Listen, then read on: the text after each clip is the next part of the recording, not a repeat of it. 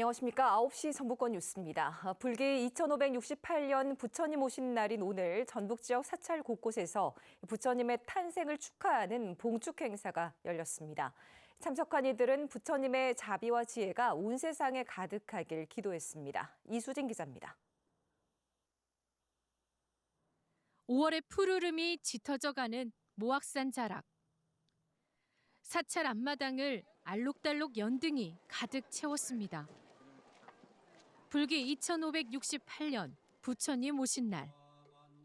김제 금산사를 비롯해 전북의 사찰마다 봉축 행사를 열었습니다.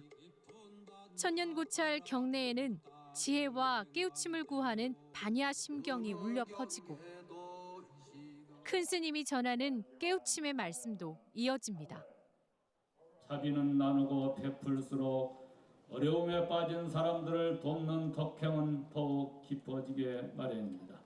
우리의 마음속에 있는 자비로운 한 생각이 세상을 변화시키고 나의 인생을 바꾸게 합니다.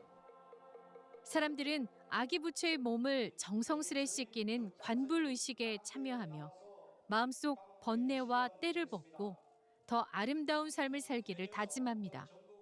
가족 건강하라고 빌고 나라도 좀 조용하니 잘 좀 됐으면 좋겠고요. 첫째는 하고 싶은 일도 이제 다들 이루라고. 나들이 삼아 사찰을 찾은 이들도 부처님의 탄신을 함께 축하했습니다. 행사 있다고 해서 한번 아이들하고 같이 나왔어요. 사람들도 많이 오고 뭐 연등도 이쁘고 해서 너무 마음이 편안해지고 좋습니다. 갈등과 대립, 재난과 혼란이 끊이지 않는 시대. 보리수 아래에서 세상을 향해 지혜 등불을 밝힌 부처님처럼 온 세상에 자비와 평화가 가득하길 저마다 한 마음으로 기도했습니다. KBS 뉴스 이수진입니다. 부처님 오신 날이자 스승의 날인 오늘 전북은 오후부터 흐려져 현재 대부분 지역에 비가 내리고 있습니다. 고창과 부안, 군산, 김제, 임실과 순창 등 8개 시군에는 강풍주의보가, 서해 모든 바다에는 풍랑주의보가 발효 중입니다. 곳에 따라 천둥과 번개를 동반한 비는 내일 새벽까지 이어지겠고 예상 강수량은 5에서 30mm입니다. 내일 아침 최저기온은 5도에서 10도로 오늘과 비슷하겠지만 낮 최고 기온은 18도에서 21도 사이로 2, 3도 정도 낮겠습니다. 우리나라 인구의 절반 이상이 수도권에 살고 있습니다. 지역구 국회의원 수가 가장 많은 곳도 수도권이죠. 정치력마저 수도권에 집중되면서 지역 균형 발전도 요원한 과제가 되고 있습니다. 안태성 기자입니다. 22대 국회 의석수는 지역구 254석, 비례대표 46석을 합쳐 모두 300석입니다.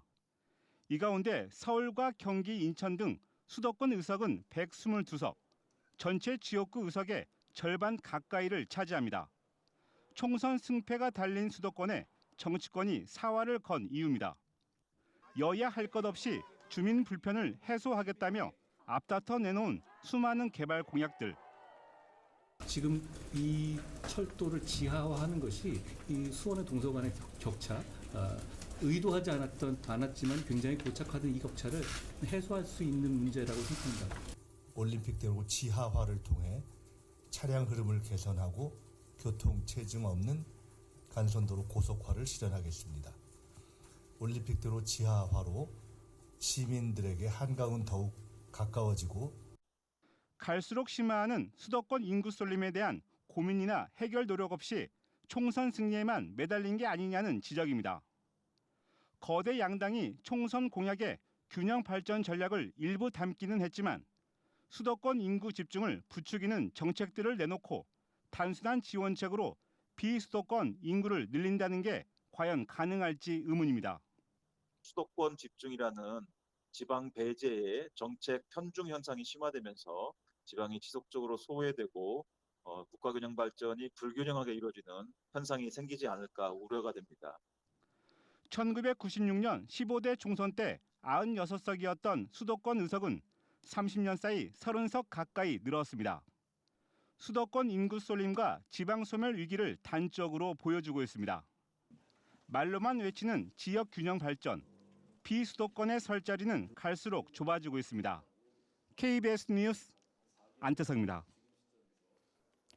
정부는 해마다 인구 감소 위기 지역의 지방 소멸 대응 기금을 지원합니다. 그런데 예산을 확보하고도 한 푼도 쓰지 않은 사업이 수두룩해 제도 개선의 필요성이 커지고 있습니다. 박웅 기자입니다. 지난 2022년부터 정부는 인구 감소 위기 해소를 위해 모두 7천여 원의 지방 소멸 대응 기금을 배분했습니다. 시행 첫 해부터 전북의 인구 감소 지역 10개 시군에는 등급에 따라 많게는 90억 원의 국비를 지원했습니다. 그런데 각 시군이 어렵사리 예산을 확보하고도 상당수 사업을 집행하지 않은 것으로 파악됐습니다. 2022년 기준 인구 감소 지역으로 분류된 전북 10개 시군이 지방 소멸에 대응하겠다며 제출한 사업은 모두 43개. 이 가운데 절반이 넘는 사업들이 예산 집행률을 지난해 말까지도 50%조차 달성하지 못했습니다. 심지어 사업 진척이 아예 없어 집행률이 0%이거나 한 자릿수에 머물렀던 사업도 수두룩합니다. 사대적인 건축이 지어지면 보통 2, 3년이 걸려서 그래서 지금 2022년도 사업에 대해서는 올해 거의 다 지급이 되죠. 지역별 사업을 투명하게 공개해 제대로 이루어지는지 평가해야 한다는 지적이 나오는 이유입니다. 올해 내에 집행할 수 있는 사업에 대하여 투자계획서를 제출할 필요가 있는데 집행 의지 없이 일단은 예산을 확보하기 위해서 투자계획서를 제출한 것은 아닌가 하는 의문을 좀 가질 필요가 있습니다. 행정안전부는 올해부터 사업 적합성을 미리 따져 지방 소멸 대응 취지에 맞지 않은 사업은 기금 편성에서 제외할 방침입니다. KBS 뉴스 박궁입니다. 전북 교육 현장에서 교권 침해가 해마다 증가하고 있는 것으로 나타났습니다. 전북특별자치도 교육청에 따르면 지난 2021년 108건이었던 교권 침해 건수가 지난해 251건으로 2년 사이에 2.3배 늘었습니다.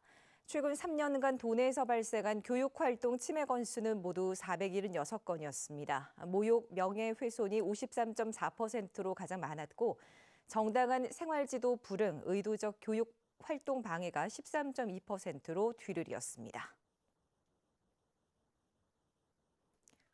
오늘 새벽 5시 반쯤 정읍의 한 주거용 비닐하우스에서 불이 났습니다. 불은 1시간여 만에 꺼졌지만 50대 남성 1명이 불탄 비닐하우스 안에서 숨진 채 발견됐습니다. 경찰과 소방당국은 숨진 남성의 사망 경위와 함께 화재 원인을 조사하고 있습니다. 전주지법 군산지원은 중대재해처벌법 위반 혐의로 김철희 세아베스틸 대표에 대해 청구된 구속영장을 기각했습니다. 산업안전보건법 위반 혐의로 함께 청구된 신상호 공동대표에 대한 영장도 기각했습니다. 법원은 사안의 중대성은 인정되지만 장기간 수사로 증거 자료가 확보가 됐다고 밝혔습니다. 9시 전북권 뉴스 마칩니다.